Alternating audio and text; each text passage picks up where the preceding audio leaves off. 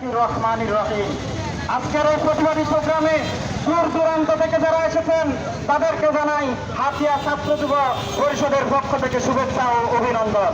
আজকের এই প্রোগ্রামটি হল হাতিয়া ভাষণ দখলের সন্দ্বীপের ষড়যন্ত্রের বিরুদ্ধে আজকের এই প্রোগ্রাম। আপনারা জানেন বর্তমান অন্তর্বর্তীকালীন সরকারের বিদ্যুৎ ও জ্বালানি মন্ত্রণালয়ের উপদেষ্টা ফাজল কবির খান একজন সন্দ্বীপের অধিবাসী।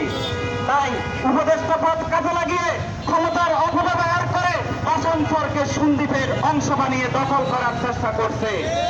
আমরা তার তীব্র নিন্দা ও প্রতিবাদ জানাচ্ছি। এই আসানসোল মেঘনা নদী ও বঙ্গোপসাগরের মোহনায় 30 বছর পূর্বে থেকে ওঠা একটি দ্বীপ। এটি নোয়াখালী জেলার হাতিয়া উপজেলার চরেশ্বর ইউনিয়নের অন্তর্গত।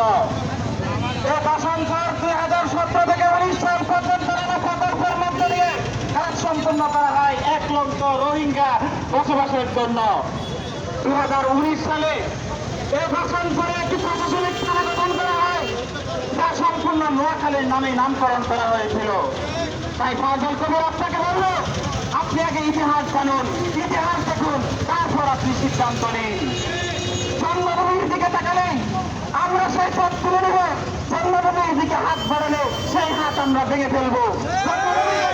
ষড়যন্ত্র করলে আমরা সেই ষড়যন্ত্র রুখে দেব।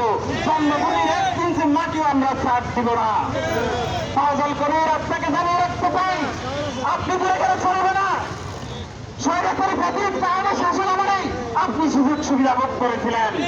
আপনি বিদ্যুৎ মন্ত্রণালয়ের সচিব পরবর্তী সময়ে বিজনেস সাপোর্টের জন্য নিজের কোম্পানিতে আওয়ামী ফ্যাসিস্ট আমলে শত কোটি টাকা আত্মসাৎ করেছিলেন। আপনাকে জানিয়ে রাখতে চাই, আপনি আরো বিলম্বে আপনার সিদ্ধান্ত থেকে আপনি সরে আসতে হবে। এই বলে আমি আমার সংক্ষিপ্ত বক্তব্য এখানে শেষ করছি। ধন্যবাদ সবাইকে।